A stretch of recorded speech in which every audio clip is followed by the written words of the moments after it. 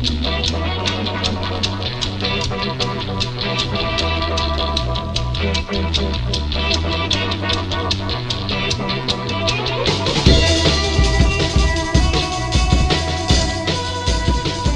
to jump right in now and talk about Humanz, the latest album from hit British pop sensation, the Gorillaz. David Albarn's creation, and you know what? The dude who does the animation, can't think of his name, but he also did Tank Girl, and that was cool. That's good. The movie was shit. Ooh. So Brandon, talk about your history with Gorillaz a little bit. Just a little bit. It's gonna be embarrassing because I don't have much of one. I don't have much of a history with Gorillaz. That's fine. That's besides, fine. Luke like, told really me the only Luke told me Gorillaz project that I have listened to a good amount is Plastic Beach. Not even Demon Days? I've heard Demon Days, and it's in its entirety? Yeah. Okay. What's your favorite track? Dude, I listened to that shit before fucking Plastic Beach. Wait, did you listen to Plastic Beach when it came out? Yeah. Oh, I listened to Plastic Beach when it came out, and then, progressively. Have you listened to their self-titled? Nope. Oh, fuck, man. Rank the ones you've heard. Honestly, I'm not a huge fan of Gorillaz. That's totally, I get that. But you could also understand the inverse where, they've been a part of my life since 6th grade. A big part of my life since 6th grade. Right from when I first heard Feel Good Inc. You should be talking about this then, because I'm just going to be kind of throwing in a few thoughts here and there. Do you want me to? Okay, I guess I can take it over if you don't mind. Then, yeah. Yeah, I the first Gorillaz song I ever heard is pretty fucking cliche, but it was just Feel Good Inc. Do you remember the game? You remember Guitar Hero? Everybody remembers Guitar Hero. You remember the spin-off DJ Hero? No. Well, there was a spin-off game called DJ Hero where they gave you basically this turntable peripheral where you just you're basically it's Guitar Hero but with a turntable. And there was a mix of Feel Good Inc. and I heard it through the grapevine with Marvin Gaye on there. That was so good. It was so good. It was 2010 when that came out. It was either 9 or 10 when that came out, but I got it in 10. And I played it and I heard that song and I was like, this is really good. And my mom raised me basically on a lot of Marvin Gaye, so I knew that song, but I didn't know where the feel good vocals were. And obviously yep, and the De La Soul verse, I didn't know where that was from. So I looked it up after, and I watched the music video for Feel Good Inc. and I was just kind of really baffled because at that time I was young enough to where Hot Topic was cool to me, and I was like, this looks really. I'm into this. I didn't get how self-aware it was and how it purposely did that at the time. I was just like, this is really cool looking. Then one of my friends in 6th grade was tried to talk to him about it, and he was obsessed with the Gorillaz. He basically he let me borrow the CD for their self-titled. It was amazing. Have you listened to 2000? Hmm. You've listened to 2000? No. Okay, I'll link you that later. But that's one of my favorite Gorillaz songs. It's so catchy. Everybody's heard Clint Eastwood, right? Yeah. Yeah. Okay. That's another great song off of there. Those are the two that made it really big. That's just a really great early indie rock album almost. Straight up a fantastic introduction, a great follow up from David Albarn leaving Blur. Do you like Blur? See, that's the thing. The thing with the Gorillaz, you don't have a history. And Humanz is different. Humanz is different, but we'll get to that. We will get to that. Humanz is different.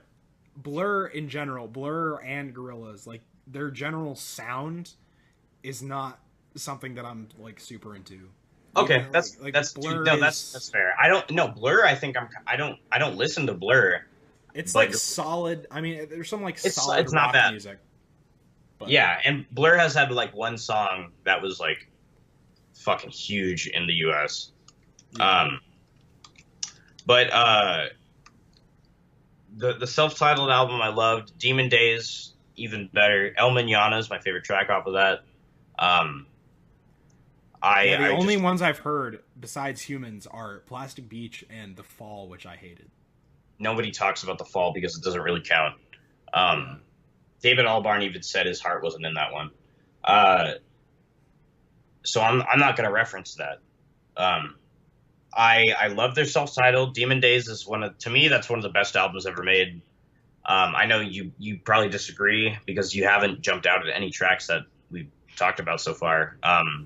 Plastic Beach is their most even after Humanz, even after listening. I've listened to Humanz a good 6 times now, like from track 1 to 26, if we're talking to Deluxe.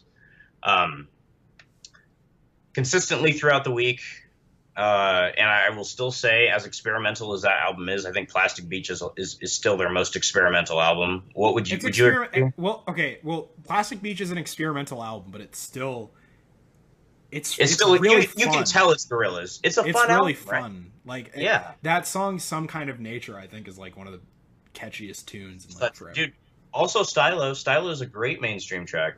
Yeah. Plastic Beach I love. I think it gets a lot of hate, and I don't think it deserves it. Just because Damon decided to take a risk doesn't mean it also has one of the coolest album covers ever. I fucking love that album cover. I wanted to buy the vinyl of it and I really like that album, but I wanted to buy That's a vinyl I own, yeah. Just for the cover. I only have one vinyl frame, and I don't know why. And right now, Man on the Moon 2 is sitting in there, but I change it like every month or so. And I don't know what I need to change it to next. I was thinking Dark Twisted Fantasy, but the vinyl is actually too big to fucking fit in there. Off topic, sorry. But yeah, Plastic Beach is great. Humanz, though.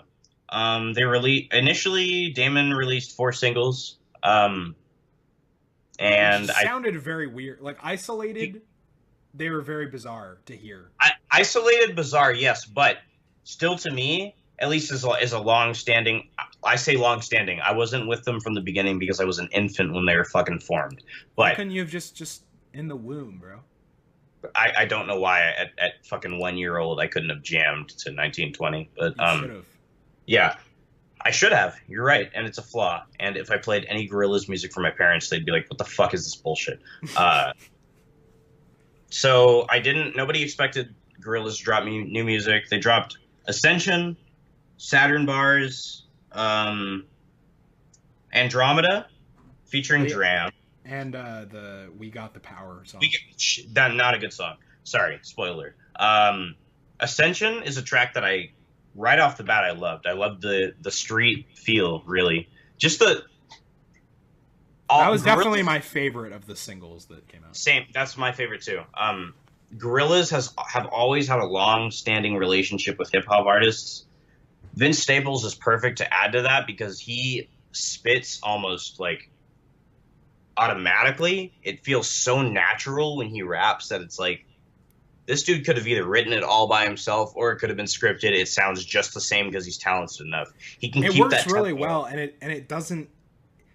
But it's not like a Vince Staples type track. But it's not. You listen over it. Mm-hmm. Dude, exactly. Like you listen to it, and even Damon's verse in the line, even Damon's verse in the song is not. It's not jarring. You can tell it's a Gorillaz track from the opening, from the opening, like, you are now tuned into the tomb of Jehovah. Like, you can tell. Now tuned to the tune of Jehovah. It's loud enough to shake the room. The hook in that is great too. So good. Sky's falling, baby. What that ass for? Crash. Woo! It's so catchy. Like immediately.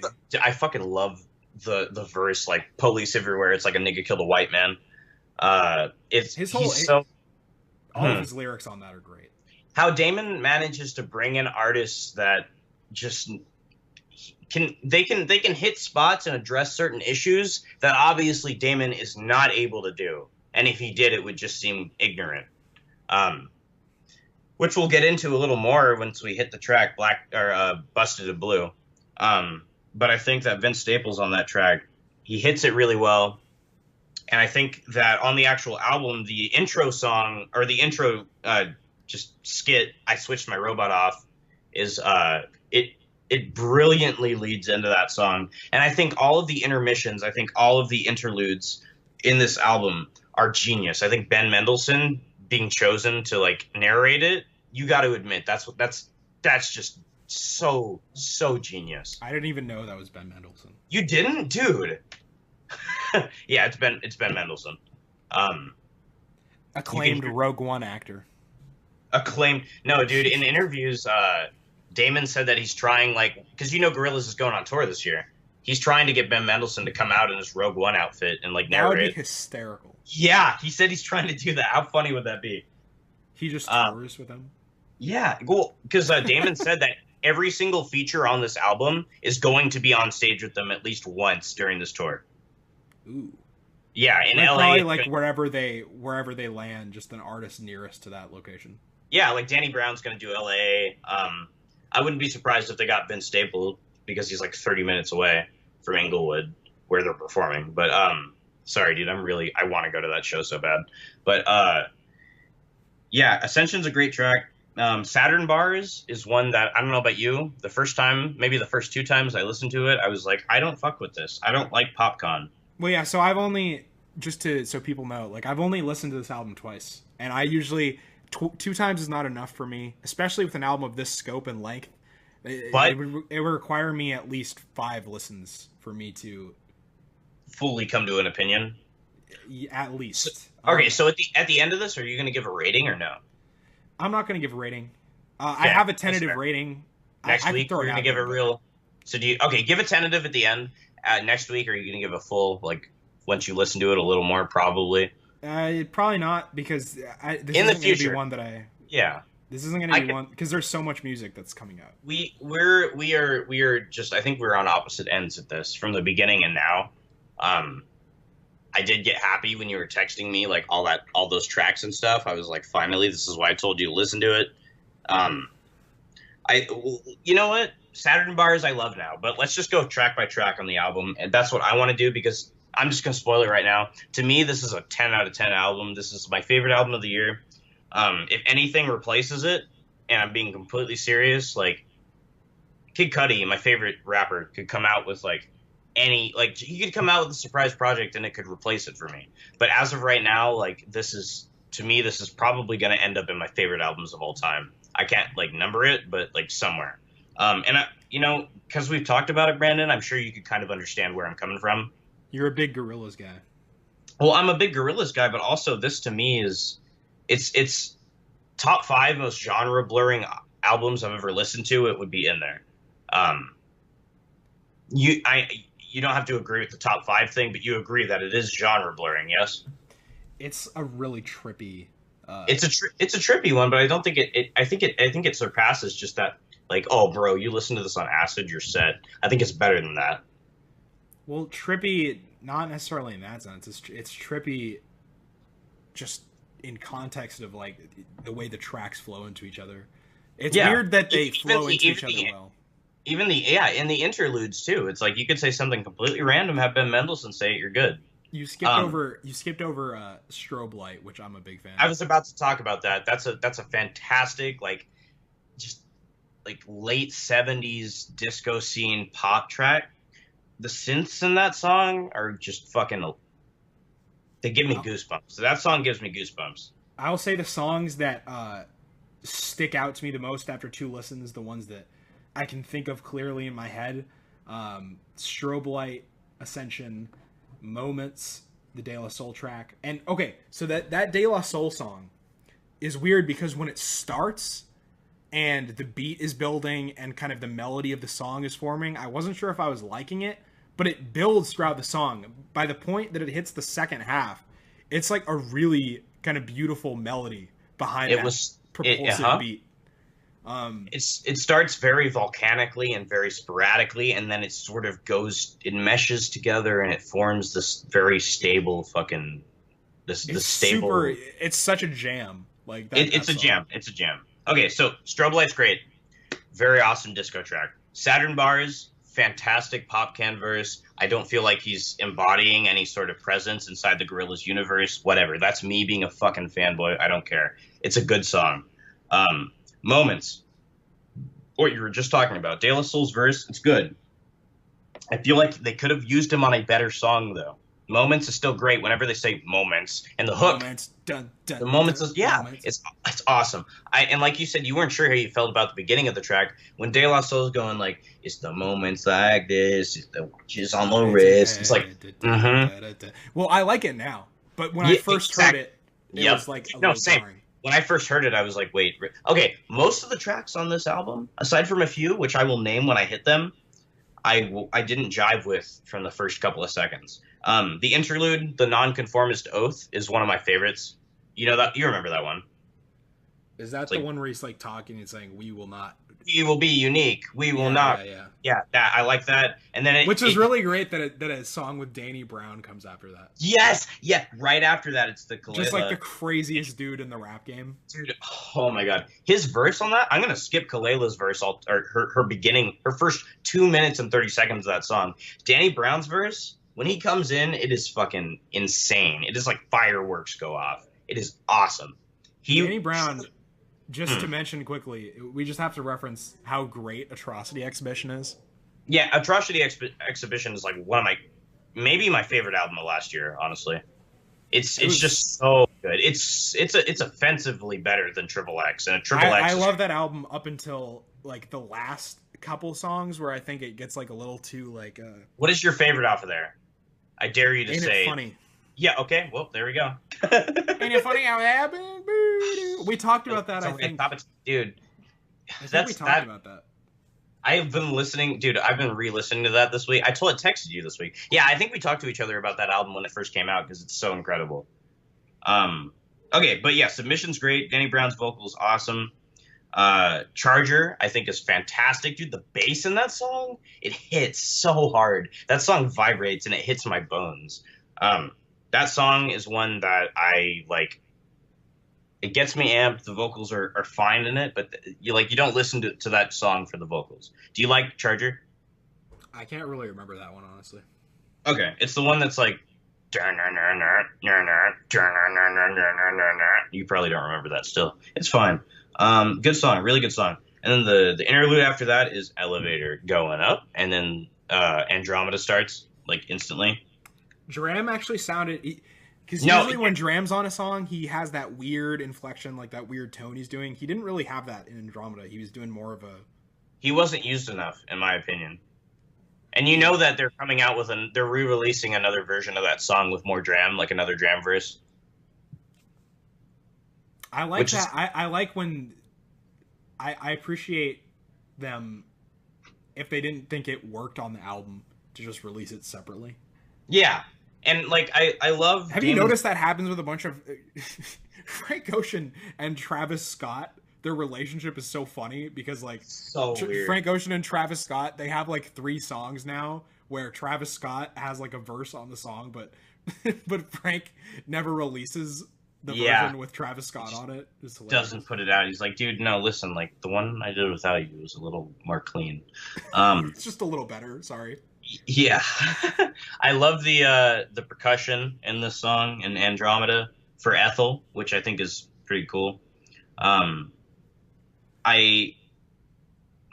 don't know. I like Andromeda. I just think it could have had more Dram, which, there's another track coming out, the same track with more Dram, so what can I fucking say? What is your opinion of Dram in general? I love him. I think he makes me so happy. He makes me smile so much. I think Big Baby Dram is a great album. I kind of agree with... I was not a fan of that. Okay, here's my thing. I think Fantano was right when he said that towards the latter half of the album, he sort of falls into like the typical like first album stereotypes or just cliches. But I think songs like Cash Machine, what's the song? Misunderstood with Young Thug, dude. How can an opening track other than Get It Myself be so good? I think Wi-Fi with Erykah Badu is good, even though it's literally a song about Wi-Fi. That's what I was just going to say. It's literally a song about Wi-Fi, but I think it's funny. I think it's good. It's funny. I enjoy it from that perspective. Yeah, like, Dram is the artist who out of any artist, he would know that's self-aware. He knows self-aware shit. He's an entertaining dude. Dude, he's an entertaining dude, but I think a lot of the songs just sort of make me feel like I close my eyes. And I'm not saying this to be like cliche or anything, but like I just close my eyes and I see like his stupid goofy ass smile and it makes me fucking happy. It makes me really, yeah. He even said that the reason he chose that album cover was just because he wanted to make people feel like warm inside when they look at it. It's right. Yeah. Tracks like Cash Machine, I think for all the faults that album hits, would you agree that like it's a better introductory album or like a debut album than a lot of other artists have had. I mean, I was really not a fan of that. That was You like in oh my like bottom. That was in my bottom 10 of that year, oh really? last Okay. year. Okay. So you don't like him? No, I wait. You like his features on literally every rap artist ever album? I thought, what did you like that song last year? Broccoli. It was like the Broccoli biggest is song ever. catchy as cat. Dude, you know what's funny? Off topic. Little Yachty, like he says he eats no vegetables. None. None ever. He Bro, says he I doesn't. like only eat vegetables, but whatever. Dude, broccoli's good. Broccoli's really good. Lil Yachty on that song sang just a casual Columbine reference. I love that, dude. I think Dram is risk taking too. That's so weird because that song is just like really happy, and then he It's just really mentions Columbine. it's radio play. What is the line too? It's like He's like, I don't even know what he says. He's like, touch my game. I think he says, touch my game. Touch my we gotta game. turn it into we gotta turn it into some turn Columbine this shit to Columbine. Yeah. It's like, what? I okay, but I like Dram, and I think his vocals or whatever on Andromeda, and he needs to be in more. Obviously, like Dram was great, and like Chance the like in Coloring Book, he was great. At least his singing special, which I think is really cool. That like Chance like was like, this guy's so talented, and he's not going to get noticed very soon. So like, I'm going to give him a full song by himself on my give him a little push. Yeah, literally, like, it's not even a push. It's like, here, get out the fucking car. He literally shoves him. And I think Dram he's big enough, dude. He was at Coachella, and he sold out. It's like Get Out, the movie directed by Jordan Peele. Good movie. Great movie. Yeah, okay, that figures, because I love Big Baby Dram.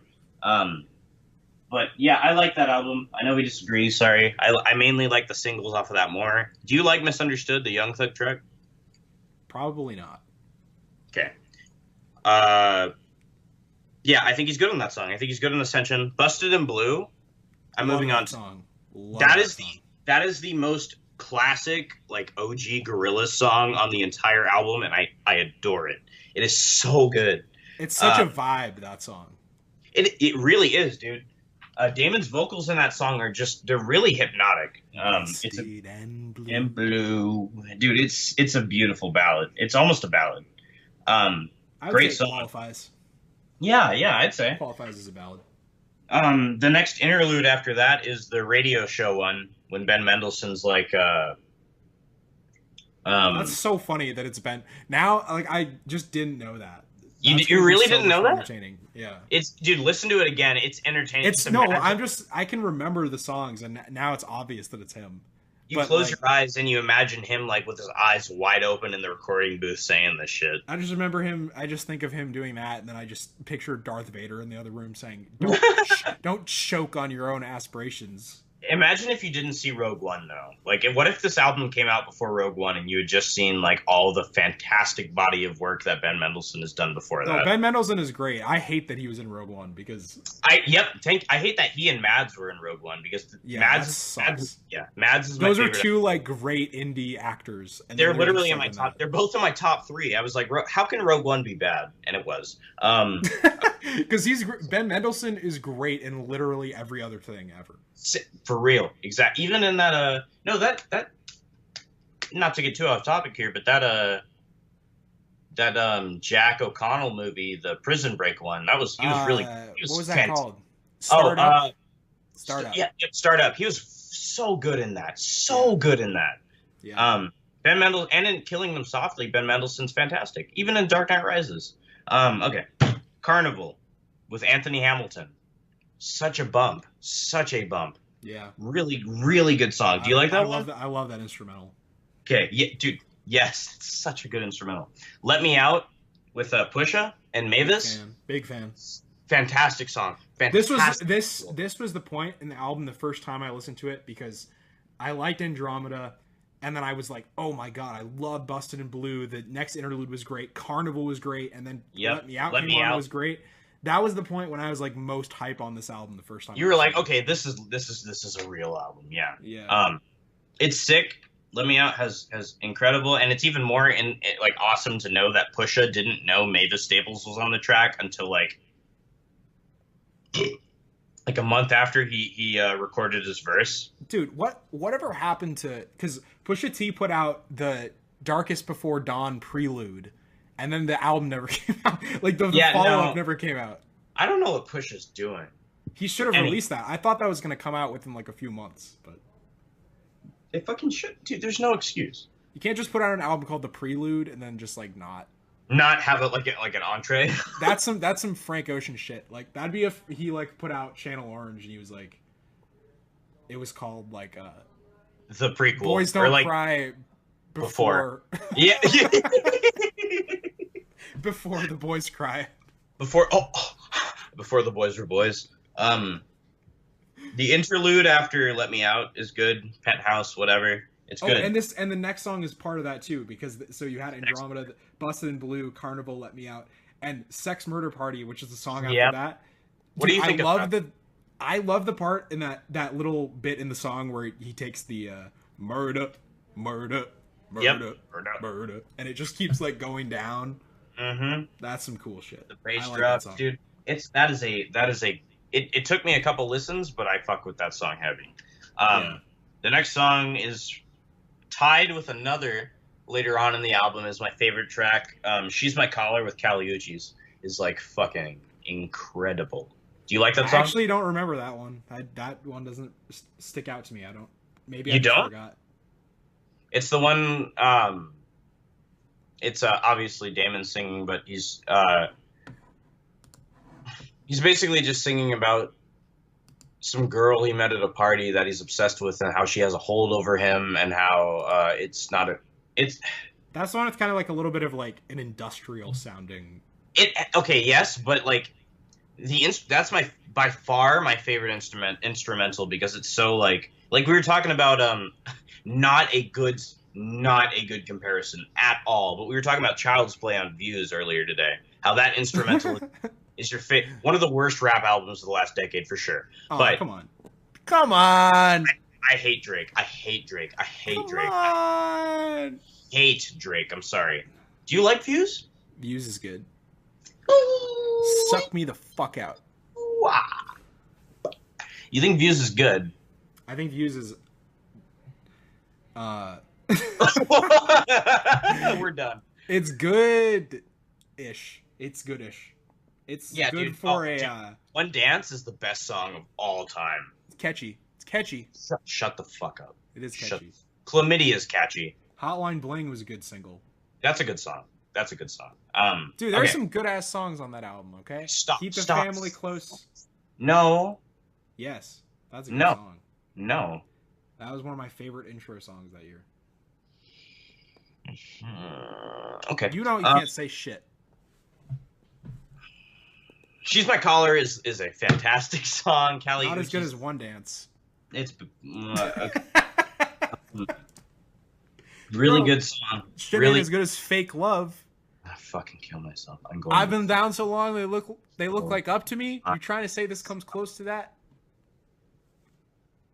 They look up to me. Come on. Why you gotta fight a cheesecake? You know I like to go there. All right. You know I love to go there. Say I'm acting light skin. I can't take you nowhere. This is a place for families who drive Camrys and go to Disney. They don't even know I love Disney. Confetti. And that leads us into our next track, Hallelujah Money. I'm just going to keep talking about Views for the rest of the time. Benjamin Clementine. I'm going to stop. I'm not going to stop until you're done. Hallelujah Money. Hallelujah Money is a scary song. Do you like it? Hallelujah. That's fun. Yeah. Yeah, it's a fun song. We Got the Power. I don't like it. Next. Okay. So now we finished basically the regular version of the album. Or I finished it. The Apprentice isn't part of the regular album? What? The Apprentice isn't part of the standard album?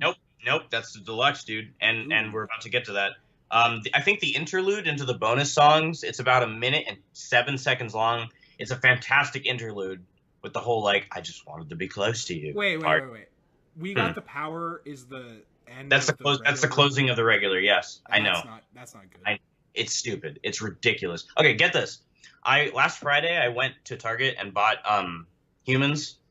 because like on Twitter they were like, "Oh, there's 4 different albums." Gorsh. And I bought like the Murdoch one. I don't, you probably don't even know their names. No. Okay, well, you know the one with the shades that's like the dude, and he looks like really cool. He's like, "Yo, Yeah. yeah, okay, that's Murdoch. He's the Satanist." That's the one I got. I was like, "This is cool." And then I was like, "Hey, it stops at We Got the Power." This is a prank, dude. I paid $10 for this. And I listened to it through. Then the next day I went to Best Buy and found the deluxe version with the extra 7 or 6 tracks on it, and I was like, "Fuck you." I bought that. The interlude is great. The Apprentice is my favorite song on the album, and it's already one of my favorite songs ever. It's your favorite song that's on the album, and also your favorite song that's not on the album. It's next to another song we're going to talk about later on. It's my favorite song of the year for sure, or at least my second. I think. Do you listen to any Rag and Bone Man? Not really. I know like a couple songs. Okay, like Human and shit. Sure. Like, he's not great. His vocals, though, silky, dude. Like, the Weekend level of silky. He opens that song with the "You Could Be Mad at Me." It's so clean. It is so crisp. And I think that Zebra Cats follows it up perfectly in the second verse. I think Ray Black has the weakest verse with the whole, like, "New Black King." I don't mind that. I think it's cool. But I think the first 2/3 of that song are much stronger than the third. That said, I mean, I'm still saying it's my favorite of a 10 out of 10 album. So to me, that's good. Do you like The Apprentice? Yes. That's all. But that's also the last song on this that I like. Everything after this, to me. You like Out of Body, bro. You like Out of Body. You told me you like Out of Body. I don't remember it, but I'm sure I did. If you're telling me, if I texted you it, then I'm sure I did. You said you wanted to fuck to that. Oh, yeah. That's the song that reminded me of a Shamir song. Yeah, Kilo Kush. Okay. Halfway to the Halfway House is another one of my favorite songs with Pevin Everett. It's a really eerie song. I think the instrumental, while like some people have said it's pretty ugly, I think it's obviously purposely like that. I don't think it's ugly. I think it's a little jarring and it's hard to listen to, but it leads in very well. I think that Out of Body, which is the next track, really great song. Got Zebra Cats in it again. And Kilo Kish. Got some. Did you listen to that Shamir album? What was the title? I want to say it wasn't. I hope to God it wasn't Ratchet. It might have been Ratchet. But that album and that Shamir, it sounds exactly. It reminded me of that really popular song from it that was in the "We Are Your Friends" trailer. This is me on the regular, so you know. On the regular, yep. That was Ratchet. Ratchet. That was Ratchet. That was the album. That was Ratchet. You're right. Yeah. Okay. All right. I know what you mean. Out of Body's good. I love how it opens with the like. The beeps. Pipe down. Yeah. Dude, and just how it goes, like, dude. As Kilo is talking, I'm like, I can't help but move my arms back and forth. Like it just. The way that song progresses and swells, it's everything I want. Ticker Tape is a really nice song. It's a sweet song. Got Callie again. Got Carly Simon. Some nice keyboards on there. It's fucking weird that they filmed it in Paris, but who gives a shit? I guess that doesn't matter at all. Or they recorded it in Paris, not fucking filmed. Stupid film snob piece of shit asshole. Good song. Now, what is it like to be a piece of shit asshole? It's really hard. It's hard. I know that's like Inception. It's contradictory and it's also very.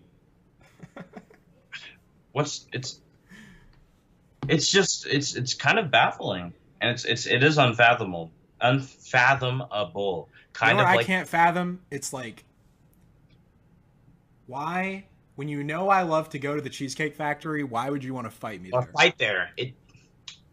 You know I love to go there. You know! You risk the same fucking thing every time. You take my fucking keys and go to the goddamn fucking drugstore. It's ridiculous. I hide the goddamn keys to my Benz and you find them. Yeah. When you gotta go buy some tampons. That is the funniest, like... That is one of the most like bitch lines in a rap song ever. He's such a. I want to see. Dude, did you see the videos of him like moshing at the Travis Scott concert he was at a Oh couple man. weeks ago? Oh man.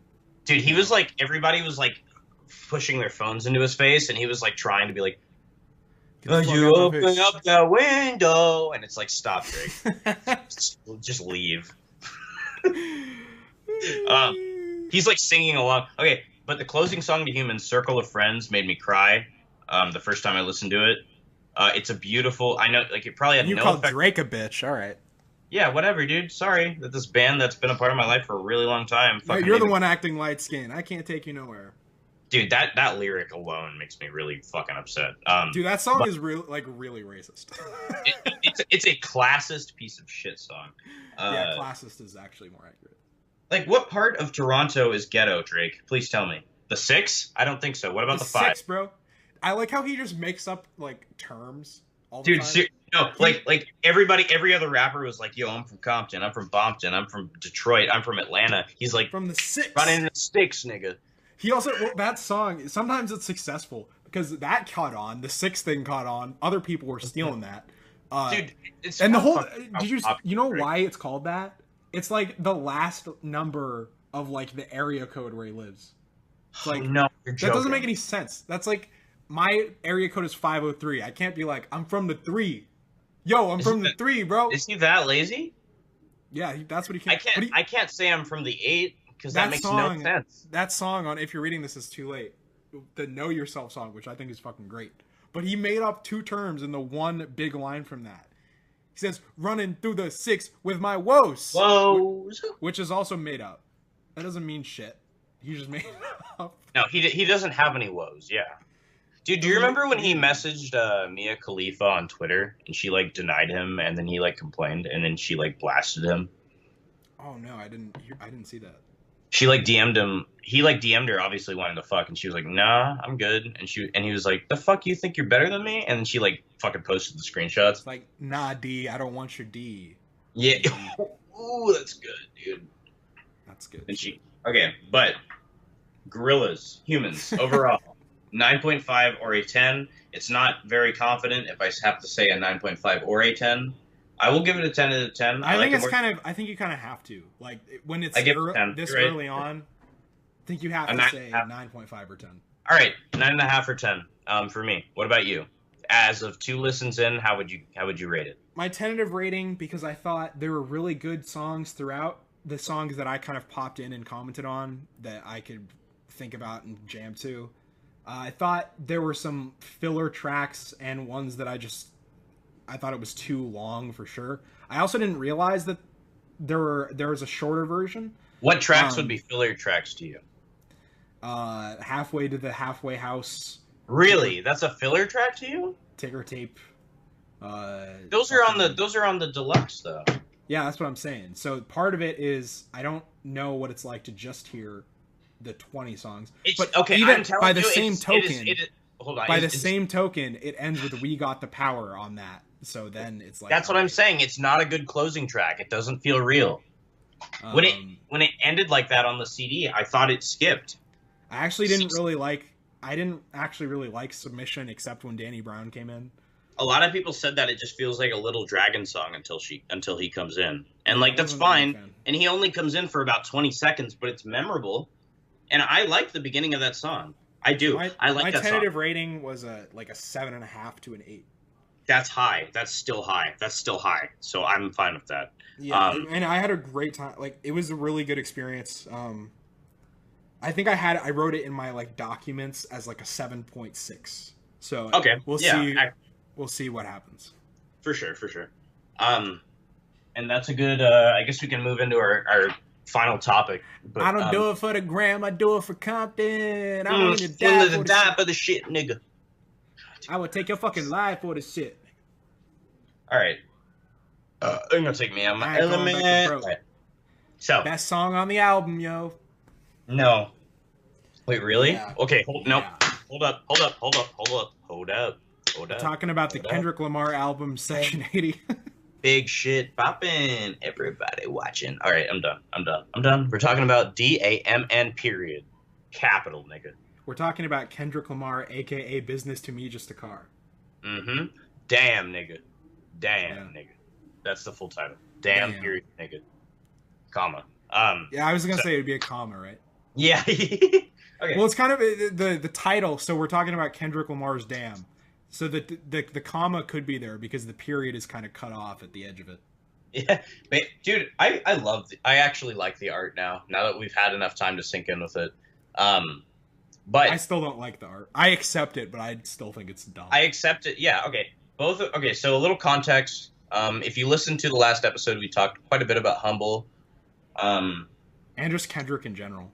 Yeah, just Kendrick's legacy in general with T-Pab and Good Kid, Mad City. I don't know if we talked at all about Section 80, but I know we both really like it. If not love it, I love it. I think Section 80 is really good, but it's a fantastic. Yeah. Have you listened to any of his mixtapes? Overly Dedicated. Yeah, Overly Dedicated is good. Which still that has some really great songs on it still. Yeah, before he signed up with Top Dog. But as far as a first album, commercially, Section 80 is fantastic. He had plenty of singles off of that, ADHD obviously being the most well-known. I just want to shout out before Section 80, the songs on Overly Dedicated, because I don't think most people have heard Overly Dedicated. No. Is it the Hard Part 2? It's not on the album. No. But that's a good song, though. The songs I would shout out, you need to listen to if you haven't listened to Overly Dedicated. They're literally all in a row my favorite songs on that. PNP 1.5, Pussy and Patron, Alien Girl, and Opposites Attract. Opposites Attract, yep. All three of those I love. Dude, Barbed Wire I love. I really like that song too. Barbed Wire is great. Heart Part 2 is also. sample. Yeah. HOC is hilarious because that's the song. No, dude, what the fuck? Heart Part 2 is on there. Heart Part 2 is on there. Isn't that the opening track or no? Am I wrong? It's not on the album. What? It's not on the album. Oh, dude, no. Is Growing Apart the first track then? Yes. You're sure? I'm dead sure. All right. I'll let you have this one then, Whitey. I was gonna say Dead Serious, and then I was like, that doesn't really work. So Dedicated. Sure. Dedicated. Sure. HOC is funny because that's a song where he's like, I don't even smoke. Heaven and Hell is good too. Overly Dedicated is great. Section 80 is great. Good Kid, Mad City has my favorite Kendrick Lamar song. Which is... And it has yours too. Sing About Me. And mine is Shireen, a.k.a. Master Splinter's dog. Amazing song. It not only is it an amazing... Dude, do you have GCMC on vinyl or no? GKMC? I have a CD. Okay. Dude, the vinyl, just that opening, I'm humbly... It's so fucking good on vinyl. It is so good on vinyl. And when he opens that's their house in Compton. Oh my god. It is a sick vinyl. Fantastic song. One of my favorite songs of all time. Good Kid, Mad City is great. We don't have to talk about that anymore. To Pimp a Butterfly, we got to talk about even less because it is just too... We talked about it already. My second favorite album of all time. Yeah, that's in my top 5 for sure. It could be my favorite, but... Yeah, between Rubber Soul, right? Yeah. What is your favorite track off of that too? Or All Right? Is it All Right? You or All Right or These Walls or fucking a million songs from it. See, I love These Walls, but and I know this sounds so ignorant or ignorant if we're talking black. Sorry. That's ignorant. Yeah, that's ignorant as fuck, nigga. These Walls, I love that song and it is so good, but I don't want to say my favorite Kendrick song is one that's explicitly about sex. It's not though. I know it's okay, dude. It's about prison, bro. It's about being inside those prison walls. Dude, no shit, but you know what I fucking mean. I love the build up of that song where it's like, dude, okay, these walls can talk, sex. Yeah. Bow, bow. And then just after it says sex, just the sexiest instrumental of all time. Yeah, dude, no, literally you put your when I think of that, I think of a kid putting their arm out the window and doing that worm thing. In a movie. Dude, I still do that all the time. Yeah, I still do that too. I'm not, dude. We're gonna have so much fun when you come down here. That's all we're gonna do. We're just gonna worm all day. We're just gonna drive around LA and worm out the car, listening to really really black, like South LA rap. I'm just gonna be like screaming nigga like out to people like We're gonna get shot. We're dying. We are dying while you're here. Also, especially if we go through with our plan to in the fall beat to the dress shit up out of as Nate Parker and Mel Gibson. Oh fuck, please, dude. Let's go to Dunkirk and just never mind. I can't Let's say go to that. Dunkirk dressed as Nate Parker and Mel Gibson. Go to Dunkirk dressed as fucking Nazis. Yeah. Okay. So, damn. Kendrick Lamar's latest effort. I love when he puts that in there too in the songs when the first it's in Love when that first happens. I think Hate that where song. you just hears damn. Yeah, dude, that makes me laugh. Okay, so let's talk about the opening of the album Blood. So this is the song where he sets up the story of sorts to the south. I feel like it's weird saying that it's quotes around that. Yeah, I mean, well, because it's weird saying this album has a story in the sense of like how something like Good Kid, Mad City does.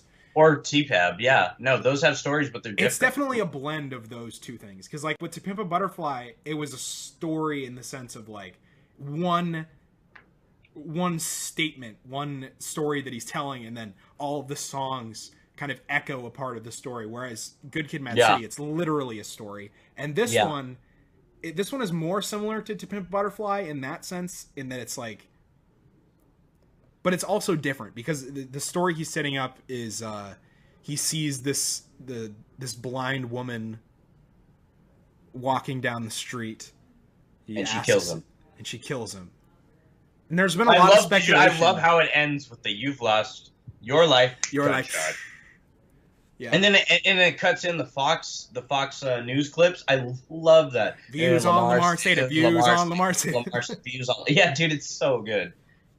It's so good. It's so good. And then how it leads into DNA, which dude, DNA I love also the clip that they put into Fox News, how it ends with the lady saying, I don't like that. I don't like it. Yeah, dude, it's so good.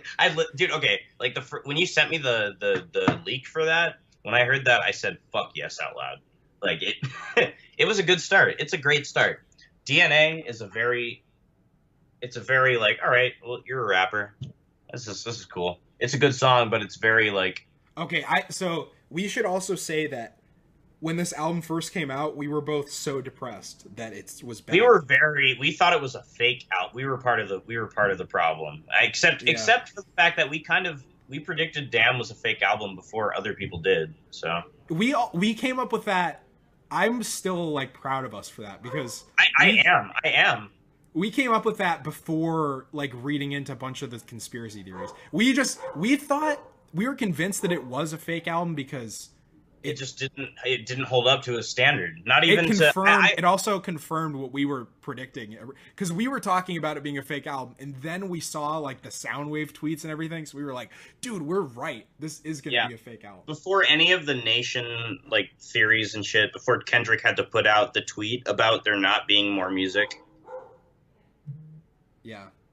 We called that, even though it was wrong, we still called it, which I'm proud of us for. DNA is a good song. The music video is fucking stupid. Sorry. It's funny, but it's stupid. I get it's the point to be funny, whatever. I thought DNA was good originally, but I've come to love that song like a lot. Okay. I like, my favorite part is just the use a bit. That's my favorite. Use a bitch. That line is so sick. Use a bitch. Your hormones probably switched inside your DNA. Dude, so good. Okay, yes. I like the second half of that song way more when he totally. When he samples James. Give me some ganja. Give me some ganja. Dude, the second half is sick. When the bass, because my nitpick with DNA, the beginning of it, especially when it's the first like rap song that hits you, is that it's a micro-mated instrumental, and I don't like the trend of the instrumental where it's like it has bass, but there's not one part of the bass that hits you. It's like when it starts, it's like I got loyalty, got royalty, and that bass is just like this consistent propulsive thing, but it doesn't. I wanted when he said I got loyalty, got royal, I wanted there to be an instrumental part that like hit, and it doesn't really quite hit. The To me, second when half the Rick, does. yeah, there we go, When the Rick James sample hits in, it's like, all right, you're serious. And also, once that hits, he just starts going off with like when he starts with "Tell me something." You Yeah. motherfuckers can't tell me nothing. I'd rather die than to listen to you. My DNA not for imitation. Like every bar that he spits is insane. And then when he kicks into that second part where he's like, "You ain't shit without a body on your belt," I was like, "Oh, that's some hard shit." It's sick, dude. It's lit. Not to be cliche, and I know you don't like the third track, yeah. Yeah, that song is the one that is still like annoying as fuck to me. Nah, man, I still like that song. I mean, it's I got so many theories and suspicions. yeah. You don't like that? I know it now. I You know don't like it. that? You don't like the opening? Okay. I just don't really like the instrumental. Sleepy as it's sleepy as fuck. I think he like his lyrics and flow on it are fun and they're like catchy, but That's especially coming any out Kendrick song, any Kendrick song. That instrumental coming off of DNA. Like Not I get that he had to put a break. I get that he had to put a break between DNA and Element. No, Element would have been a better follow up to me. I understand it though. Like I understand because those are both like hype songs. I like both a lot. Yeah. DNA is fine. I like it. I think we're gonna move on from that. We can skip that one pretty well. Yeah is fine. I'm just gonna skip that one. Element is my favorite song on the album. Okay, well then you take it away. Okay. I mean, there's not like a ton for me to say about. I think it's just that was when the first time I listened to it, even when I was disappointed, that was the first song that hit me as being like, okay, I feel like this is giving me some like Good Kid, Mad City. Like I can really rock into this. Like the second that instrumental, like that beat really kicks in, I just think his flow for like the rest of the track is the best. Mm-hmm. Dude, it's a fucking fantastic ass flow. I love when he says, what's the, remember the A1 flight? Yeah, relocate about the same G5. Yep. Fucking with me heavy. We okay, we let the A1 fly. Such a None of y'all fucking with the flow, yeah. Years in the making, now don't y'all mistake it. It's so good. Okay, that's a great song. And the hook, which I thought was really cheesy at first, has grown on me a bunch. His whole like, if I gotta slap a pussy ass nigga, I'm gonna make it look sexy. Yep. Dude, you and I both hated that at first, but now I'm into it. Yeah. If I gotta go hard on a bitch, I'm gonna make it look sexy. I like how the little break before he says sexy, he's like, I'm gonna make it look sexy. It's like a little bit. He knows. They won't take me on my element. And then the second verse is great. I love his the years in the making and don't y'all mistake it. I got him by a landslide. We talking about laces. You know this will never be a tie. Just look at their laces. Come on, come on. And that is absolutely his track about the status of his ownership over the rap game or the rap scene as of now. Yeah, that's his like I'm standing here on the throne. Almost more so than Humble. Yeah, DNA has that vibe, but it's also it's more about like his like heritage and his history. It also has the dual meaning. He has that cockiness in almost every track on this record. I like when he says, "Just say his name, and I promise you'll see Candyman." That's cool. Yes. Oh, and the last part, which was a shout out, I think, to like all these people who are shit in the rap game, where he says, "Last LP, I tried to lift the black artist, but it's the difference between black artists, black artists and whack artists." Yes. Okay. I was like, "Holy shit!" Because there's so many people, there's so many like rappers who will just come out and they'll just like mention being black, and they think that's enough. They think that's gonna start a riot. Yeah. Yeah, they'll be like, "Yo, I'm so forward thinking. I'm so." It's like, no, that's not enough. Like, you need to make a statement. Like, To Pimp a Butterfly is an album about race, and there's so much that's commented on. You can't just be like, "Yeah, I'm black." That's it. Yeah. Okay. What do you think about Feel? That one, I love the instrumental. I love his I love that song. Yeah. Okay. I love the Ain't Nobody Praying For Me shit. Yeah, that's. I've already quoted that a bunch of times. Same. I quoted that on the Film Fatigue Facebook page. Yeah. Another fun fact: it's awesome that Thundercat did the bass for that one. Oh yeah, I Yeah. didn't even know that. He did the bass for some of the songs on this album. I am a fan of just generally the in a rap song when you kind of structure it around the first part of the lyric. Like that first verse, he's saying "I feel like" to start like every line. I feel like a chip on my shoulders. I feel like I'm losing my focus. I feel like I'm losing my patience. And it's just like I feel like I'm lost. Yeah, exactly, dude. It's I think I know what he's doing. All right, so moving into track 6, "Loyalty," which is my second favorite track on the album, which was a little funny because you and I both didn't like it when we first listened to it. That's my least favorite track. No, it's not. You said that. Second least favorite track. Really? Because second favorite, and it's my second least favorite. No, dude. Like when my girlfriend came to visit, I fucked her to this within the first day. It's a good song. I know. One of probably 3 or 4 songs on this record that I know every lyric to, every bar to now. Rihanna's verse, the whole like swerve Rhea now. She was really good on that song. It's dude, yes, but my favorite part on the whole, second favorite part on the whole album is just when he goes like, "I'm a savage, I'm an asshole, I'm a king. Shimmy ya, rock." Yeah. So good, dude. It's that's a good hook. It's not a hook. It's good. I love that. I love that song. I didn't like it at first. Remember when like we were talking about it and you were like, "Get ready for loyalty. Try not to kill yourself." That's how I felt, dude, when I first listened to that. I was also same, though. It was same. I still like really the only song on here that I would say I just flat out don't like is "Ya." "Loyalty" I still like. I don't love it, but it doesn't like I'm not gonna skip it. Yeah, okay. Because that is one that I skipped too. I love it. I just love the instrumental to that. I love how it's not trap, but it's very club. I love that song. "Pride" is a funny song. I love Pride, but it's kind of. I just like the. It's a good song. It's produced by Steve Lacy, who, if you guys haven't listened to, I'm looking at that right now.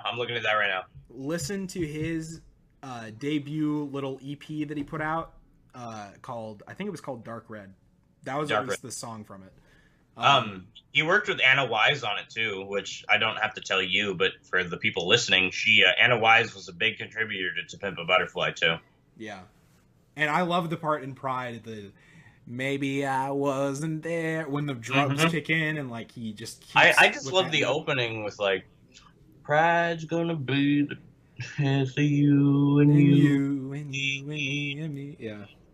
Dude, so good. Okay, this is actually a funny story.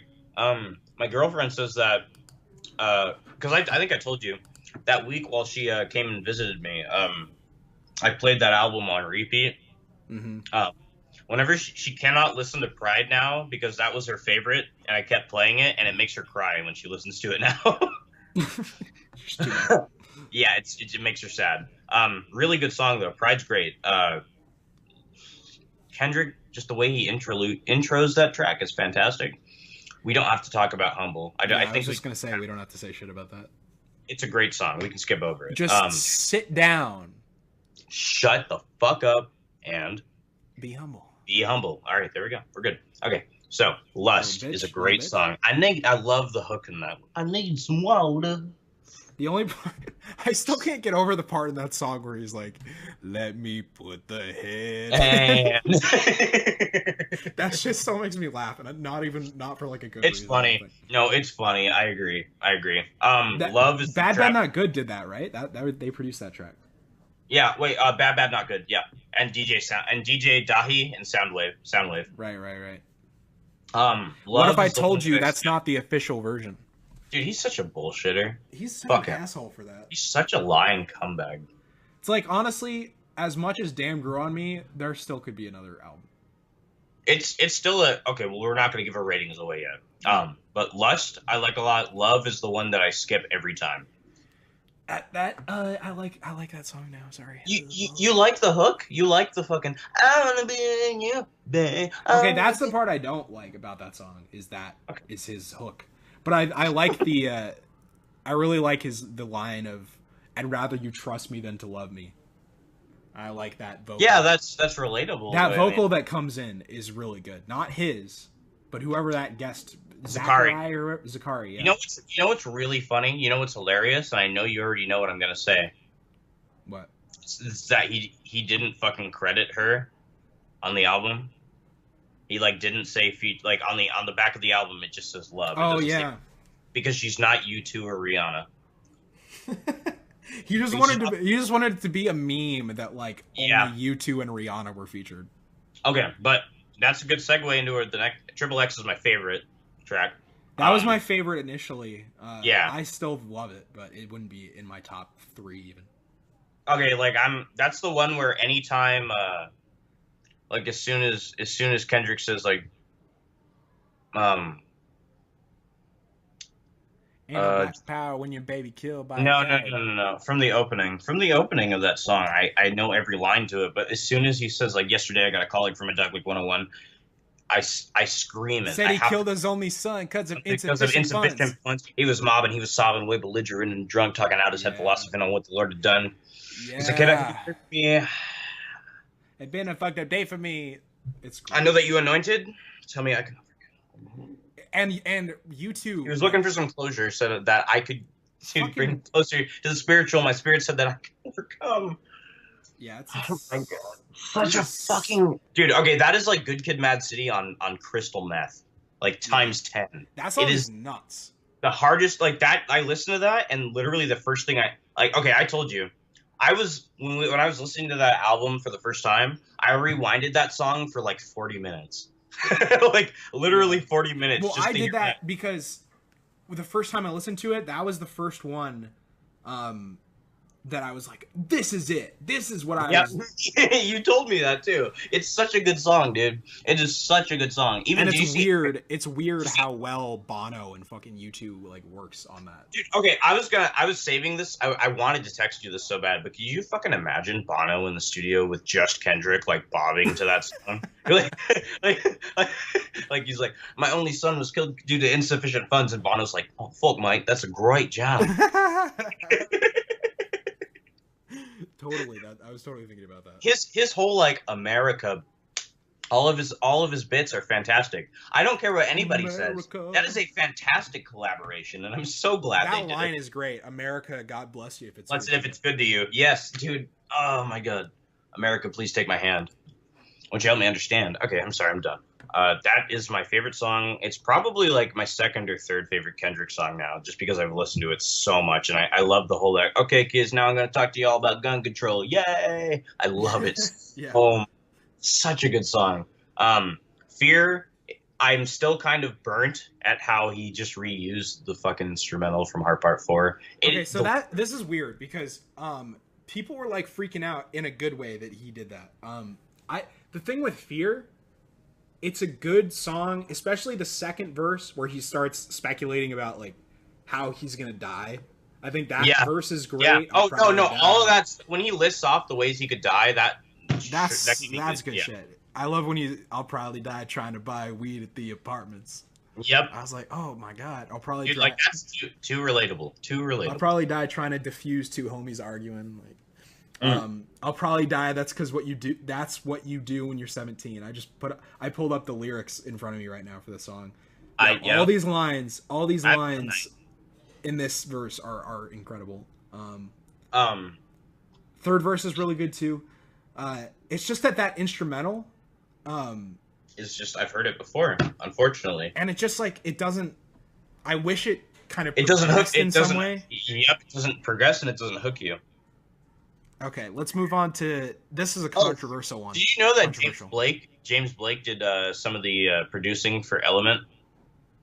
Yeah, that's weird. It's weird as fuck, dude. Track 13 is a really controversial one, I think. I skip God, and I'm going to be completely honest with you. I haven't listened to it enough to be able to talk about it.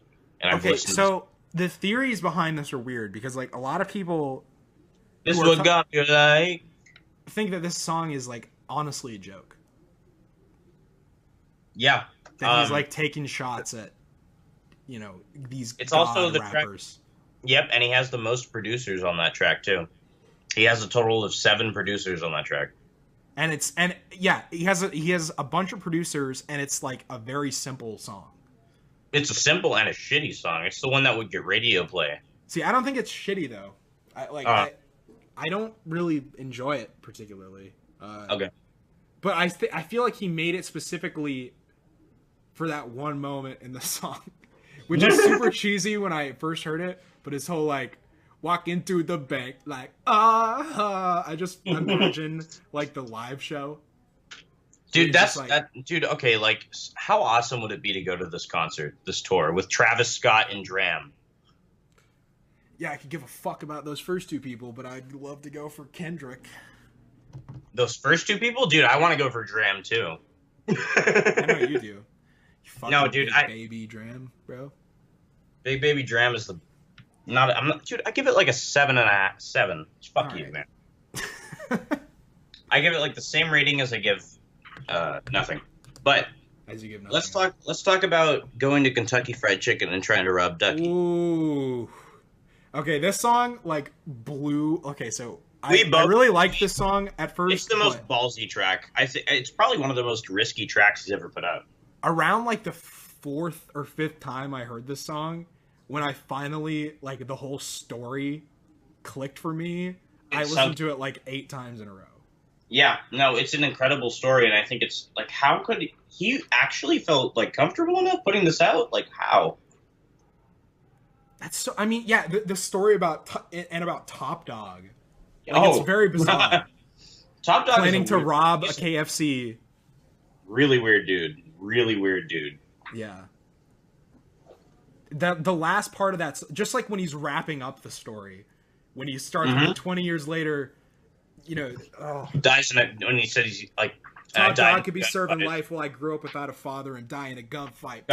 Bang, and then the whole reverse. I got. So I was taking a walk one day. Dude, as soon as I heard the I got, I was like, okay, you know what, Kendrick, you win. Yeah, it's like, all right, I see you. I see you. Like, this isn't a bad album, but it's not what I expected.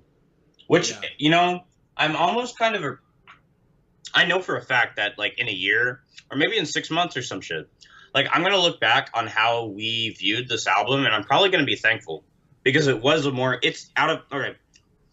My memory with Good Kid, Mad City is that I heard the first song, I heard Mad City at a party, and I was like, all right, that's catchy, that's just stupid rap.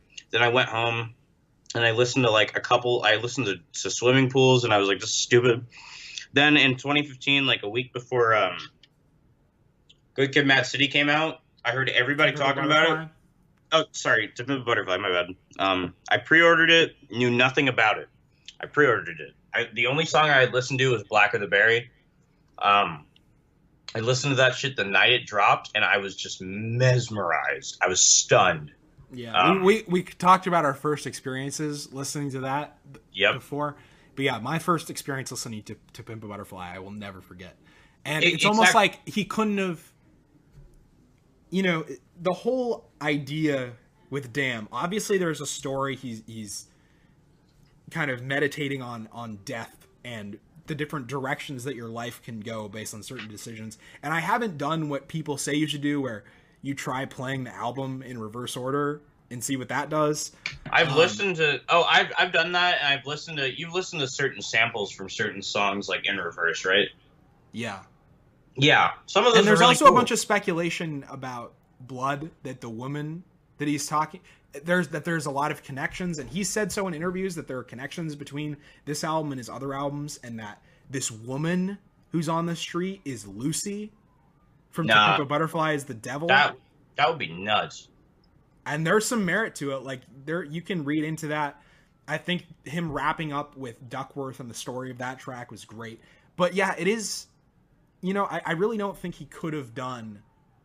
And I said before the album came out, when Humble came out, I was like, all right, I would like to see him go in this direction for his next album, because you can't do To Pimp a Butterfly again. The thing that threw me off with Damn was that it wasn't all Humble type tracks.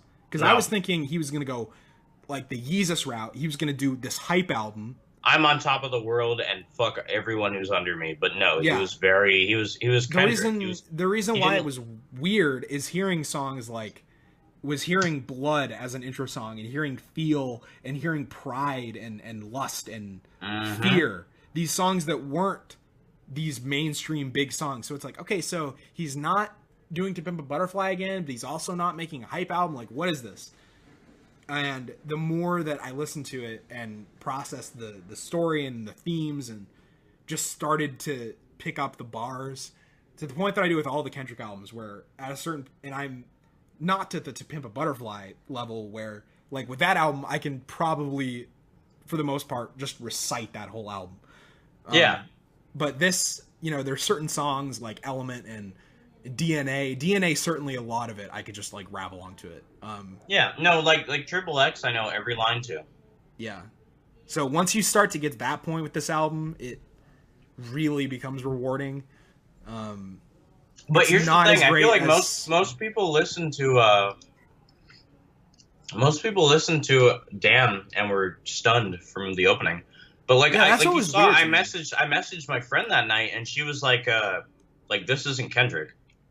Well, you know, my friend Jonathan, whose band I just recommended earlier, we were texting each other about it, and he also, you know, adores To Pimp a Butterfly. Everybody does. Everybody. Yeah, and we were just talking about, like, this isn't right. Like, he was sending me reactions to the songs as they came up, like when Loyalty came and when Love came and when God came. He's like, yeah, like, what the fuck? I think for the people who are initially blown away, okay, there's two types of people that I think fell into that category. And I don't mean to be condescending, like, if you like this initially, you were just wrong, because I like it now, so whatever. But I think a lot of the people who were just initially blown away by it were the Dick Riders, for one. Yeah, and any Kendrick stan, which we were Kendrick stans until this. Yeah. But there's like two types of Kendrick stans. There are us, who are Kendrick stans because of the quality of his work, and people who are like, Kendrick's God, therefore because he is Kendrick, yeah. Yeah, and then because of the control verse, yeah. Yeah, for sure. And then the other group, which I think are the bump hounds, who just look for any music, they blast it on speakers, and if they get people who listen to 21 Savage and Kodak. Yeah, and they hear a bump and they're like, oh shit. So they hear DNA and they're like, all right, you know what? We're in it. Yeah, like, yo, fuck. They're not listening to the words. No, they're listening to I got use a bitch. Yeah. Like, oh yeah, use a bitch. I get that. Yeah, for sure. Bro, he said bitch? Fuck, you is a bitch. I get it. Dude, I totally get it. 21 Grammys, Superstar Family, we are the New Jacksons. I'm all about that action. Sorry, keep going. The fair kind. Life is a marathon. I'm done a baby time. I'm about to go just head open on some Diddy shit. If you ever talk to my son like an idiot. All right, we're done. Keep going. Don't start quoting Life of Pablo, because I will just rap the whole song. I can't do that. that album I'm totally with, like, in terms of memorizing. I do like that more than Damn, for sure. I mean, Life of Pablo is in my top 50 all time, so. Fuck it. Damn. Is it your favorite Yeezy? I know we've talked about this, or is it Beautiful Dark? It's my third favorite Yeezy. No, fourth. Okay, let me guess your top three. Okay. From 1 to 3, Beautiful Dark. Yeah. Yeezus. Yep. Late Registration. Yes. Oh my god, did I really get all four? You did it. That's crazy that you did that. That you assumed the lack of College Dropout. Yeah, well, I knew it wasn't going to be Graduation. I knew it wasn't going to be College Dropout, so. And I love College Dropout still, but that's... We are too similar. That's fucking insane, but keep going. 2 P's. In a pood. Yeah. What the fuck were we even talking about? Why have Kanye and Kendrick? Dude, you know what's fucked up? Kendrick and Kanye have recorded tracks together, but that neither of them have put them out. Yeah, that's hilarious. Well, except for No More Parties, which is iconic. Oh, yeah. Okay. Iconic. I gotta listen to that when we're done recording. And my sheet's still orange from your spray tan. Okay, you know what I was thinking? Sorry, we're gonna keep talking about Kanye for just 5 more seconds. I was listening to Hold My Liquor the other night, and I was like, dude, this is like the only time I've ever heard Chief Keef like not suck dick. Right? Like, so raw and so just like, this is good. This is the best. It's such a good album, dude. It took me so long. The people who are like, it's like Death Grips but not, are fucking idiots. Dude, it's so it's like if you say that, you've never heard Death Grips, or you don't understand. You're just shitting on Kanye because it's cool to do that, apparently. Dude, oh fuck, I'm so excited for FYF with you. It's gonna be beyond hype. If we have enough money by the time that comes, we should buy like single day Sunday passes. What's on Sunday? I forget. It's like Solange, Hannibal Buress. Oh yeah, it's fucking Hannibal Buress. He's doing dude. He's covering rap songs. That's hysterical. It's. Have you heard him rap before, like freestyle? Yeah. Have you heard him freestyle? Yeah. Yeah, he's not too bad. I mean, he's still like a nigger, but So is Kendrick though. So. True. That's about the most true thing I've ever heard. Dude, I don't know. They got some good stuff on Sunday, but Saturday is obviously there's a reason that Saturday sold out in like it sold out in 2 hours. We're gonna have to I don't know how we're gonna do Frank for sure. How are we gonna prepare for that? I can't. I'm still I need to start preparing for that now. We really do. Because I'm not psychologically prepared for a Frank Ocean performance. That, especially if we want to get good like a decent view. That's a good question. I want his dick in my face. I want to be close to him. I want to feel him sweat on me. Because last year when I went, it's kind of funny. It's funny that I can say my introduction to young. Sorry, my dog needs to shut up. Molly, I can hear that. You're good, dude. I kill my dog. I just beat my dog. So last year, my introduction to Young Thug was my friend dragged me to his set at FYF on Sunday, and I really wanted to leave. How was that? He brought out Spooky Black, so it was all right. Well, you're not confident enough to do this. So that's cool. Spooky and how black was he at the time? He was I was dude, is this a fake musician? Is this damn? Is this a fake album? What? Yeah, no, literally. This feels fake. Okay, so Sunday is 6. It's Black, Honey Sound System, Iggy Pop, Kalani, Solange, Muramasa, Little Dragon, 9 Inch Nails, Ty Segall, Run the Jewels. I think I already said that. Yeah, I don't know. It's not that great. Yeah, it doesn't sound that great to me, honestly. I feel like the Friday people were better. Friday sold out fast. That was Anderson. That was Bjork, Flying Lotus. Yeah. Majid, Jordan, Missy Elliott. What the fuck? Why would I say that? Survive. No, dude, but for our schedule so far for Saturday, I have Tribe, Erica, Frank, MGMT, Thundercat, Mitski, and King Cruel. Yeah, we'll go to other shit. That sounds. That alone is dude, Frank Ocean alone. That's all you need. Are we gonna be able to manage that if we're on hallucinogens? If we're fucked up, I'll make sure we do. I'll have the shit planned out way in advance. Because on Friday we're gonna do Dunkirk, or maybe Thursday night we'll do Dunkirk. Yeah, I feel like if I'm on a hallucinogenic drug, I could end up just seeing anybody. Young Thug, and I'd have a life-changing experience. You would be this is the most transcendent musician I've ever listened to. Okay. So I would say yeah. Oh yeah. As of right now, I would say the only ones that we are, no matter what, even if we are missing limbs, we are going to are Frank, Tribe, and probably either Thundercat or Erica. Yeah, I'm with that. Okay. Yeah. Frank, no question. There's no question. Yeah. Tribe, no question. Yeah. Thundercat, I'm seeing him next month. I'm excited. We both love Drunk, right? We both love Drunk. Yeah. Such a great album. Okay, we should probably like give Damn a rating though. Yeah. Okay. So Damn overall, yeah, it was, to me it was disappointing at first, and the more I got into it, I totally fuck with it now. I've listened to it a ton, memorized a bunch of it. It's not nearly as good as Good Kid, Mad City or To Pimp a Butterfly, but it didn't need to be. It's still really you can tell it's Gorillaz. It's really album, fun. Right? Like that song, Some Kind of Nature, I think is like one of the catchiest tunes in like forever. Dude, also Stylo is a great mainstream track. Yeah. Yeah. Plastic Beach I love. I think it gets a lot of hate and I don't think it deserves it. Just because Damon decided to take a risk doesn't mean it also that has one of the coolest album covers ever.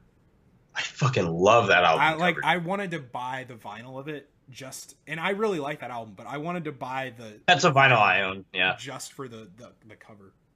I only have one vinyl frame, and I don't know why. And right now, Man on the Moon 2 is sitting in there, but I change it like every month or so. And I don't know what I need to change it to next. I was thinking Dark Twisted Fantasy, but the vinyl is actually too big to fucking fit in there. Off topic, sorry. But yeah, Plastic Beach is great. Humanz, though. Initially, Damon released 4 singles. And it sounded very weird. Like, isolated, they were very bizarre to hear.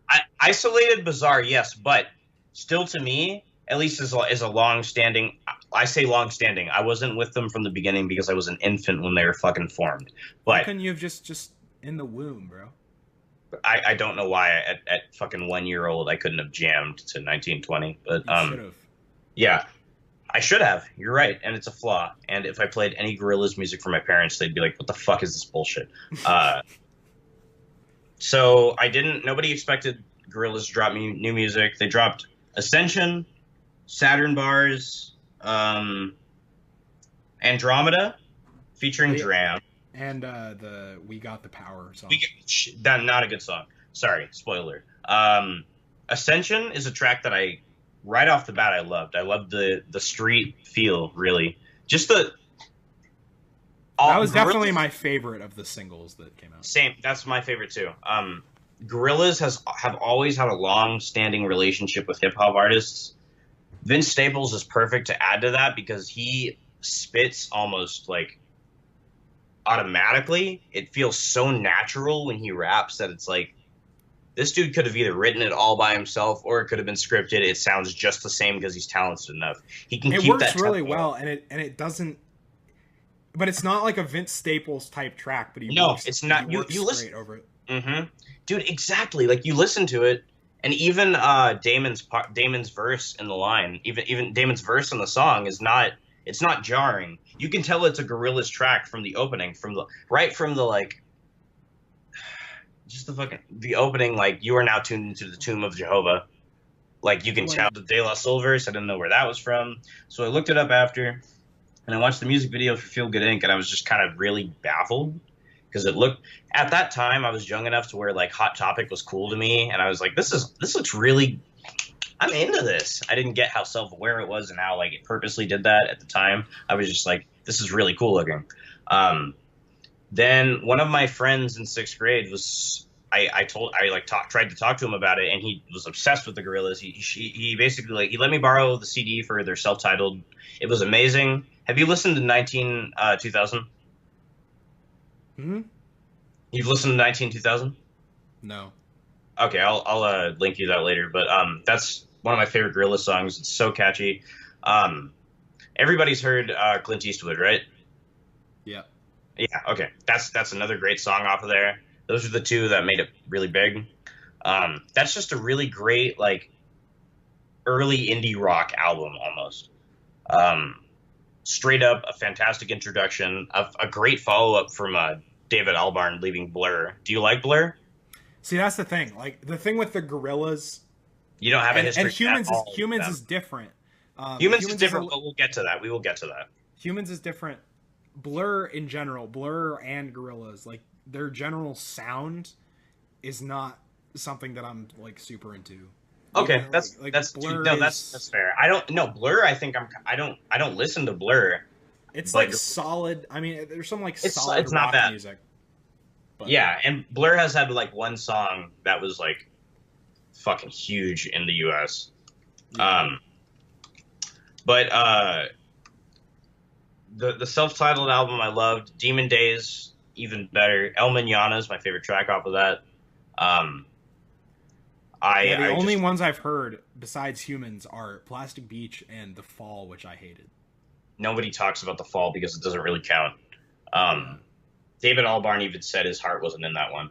Uh, so I'm not going to reference that. Um, I love their self-titled. Demon Days is one of to me that's one of the best albums ever made. I know you probably disagree because you haven't jumped out at any tracks that we've talked about so far. Plastic Beach is their most even after Humans, even after listening. I've listened to Humans a good 6 times now, like from track 1 to 26, if we're talking to deluxe. Um, Consistently throughout the week. And I will still say, as experimental as that album is, I think Plastic Beach is still their most experimental album. What would you It's would you agree? well, okay. Well, Plastic Beach is an experimental album, but it's still this isn't going to be one because there's so much music that's coming out. We are just I think we're on opposite ends at this from the beginning and now. Um, I did get happy when you were texting me like all those tracks and stuff. I was like, finally, this is why I told you to listen to it. Um, you know what? Saturn Bars I love now, but let's just go track by track on the album, and that's what I want to do because I'm just gonna spoil it right now. To me, this is a 10 out of 10 album. This is my favorite album of the year. If anything replaces it, and I'm being completely serious, like Kid Cudi, my favorite rapper, could come out with he could come out with a surprise project and it could replace it for me. But as of right now, like this is to me, this is probably gonna end up in my favorite albums of all time. I can't like number it, but like somewhere. And because we've talked about it, Brandon, I'm sure you could kind of understand where I'm coming from. You're a big Gorillaz guy. Well, I'm a big Gorillaz guy, but also this to me is it's top 5 most genre blurring albums I've ever listened to. It would be in there. Um, you don't have to agree with the top 5 thing, but you agree that it is genre blurring, yes? It's a really trippy. It's a trippy one, but I don't think I think it surpasses just that. Like, oh, bro, you listen to this on acid, you're set. I think it's better than that. Well, trippy, not necessarily in that sense. It's trippy, just in context of like the way the tracks flow into each other. It's weird that they flow into each other well. Even in the interludes too. It's like you could say something completely random, have Ben Mendelsohn say it, you're good. You skipped over Strobe Light, which I'm a big fan of. I was about to talk about that. That's a fantastic just late 70s disco scene pop track. The synths in that song are just fucking they give me goosebumps. So that song gives me goosebumps. I'll say the songs that stick out to me the most after 2 listens, the ones that I can think of clearly in my head, Strobe Light, Ascension, Moments, the De La Soul track. And okay, so that De La Soul song is weird because when it starts and the beat is building and kind of the melody of the song is forming, I wasn't sure if I was liking it, but it builds throughout the song. By the point that it hits the second half, it's like a really kind of beautiful melody behind propulsive beat. It starts very volcanically and very sporadically, and then it sort of it meshes together, and it forms this very stable fucking stable. It's such a jam. Like it's a jam. It's a jam. Okay, so Strobe Light's great, very awesome disco track. Saturn Bars, fantastic pop can verse. I don't feel like.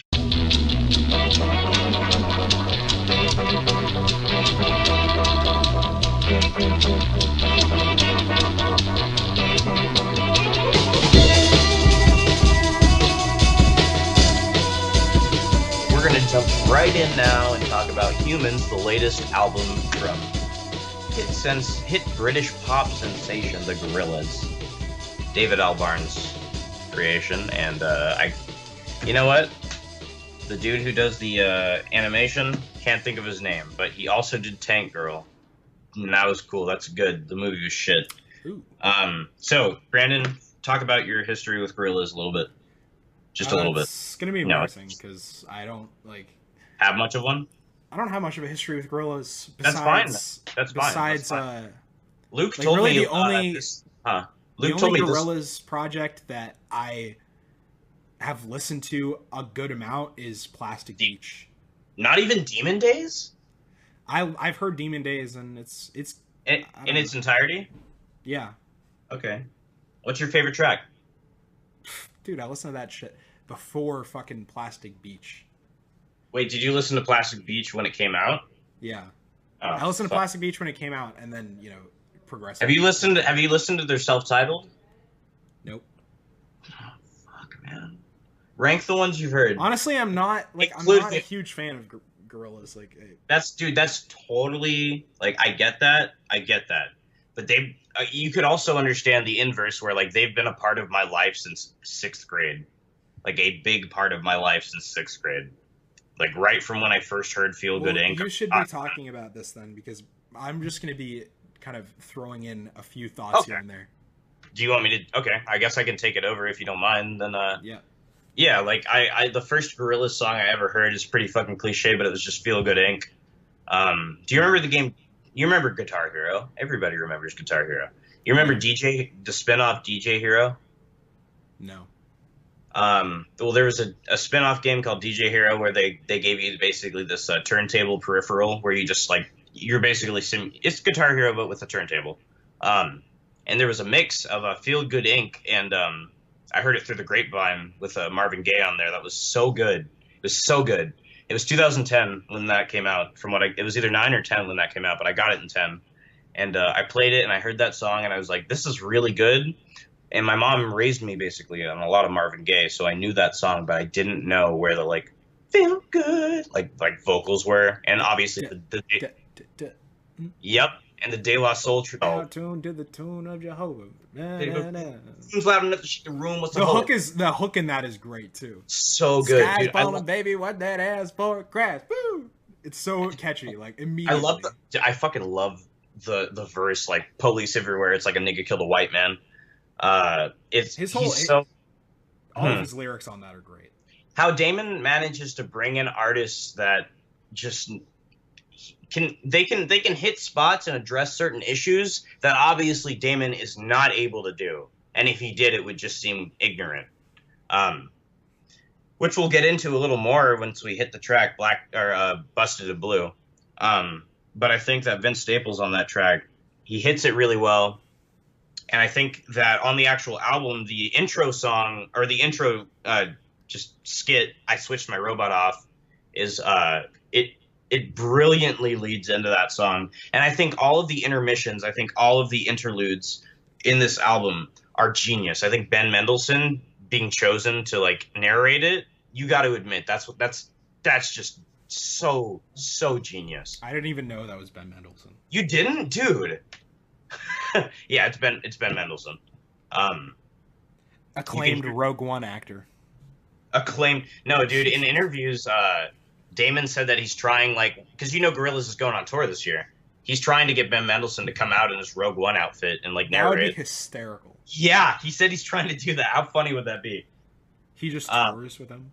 Yeah, well, because Damon said that every single feature on this album is going to be on stage with them at least once during this tour. Ooh. Yeah, in Like, LA. probably like wherever they land, just an artist nearest to that location. Yeah, like Danny Brown's gonna do LA. I wouldn't be surprised if they got Vince Staples because he's like 30 minutes away from Inglewood where they're performing. But sorry, dude, I want to go to that show so bad. But yeah, Ascension's a great track. Saturn Bars is one that I don't know about you. The first time, maybe the first 2 times I listened to it, I was like, I don't fuck with this. I don't like Popcon. Well, yeah. So I've only so people know, like I've only listened to this album twice, and I usually 2 times is not enough for me, especially with an album of this scope and length. It would require me at least 5 listens for me to fully come to an opinion. At least. Okay, so at the end of this, are you going to give a rating or no? I'm not going to give a rating. I have a tentative rating. Next week, we're going to give a real. So give a tentative at the end. Next week, or are you going to give a full, like, once you listen to it a little more, probably? Probably not, because this in the isn't future, be one that I. Yeah,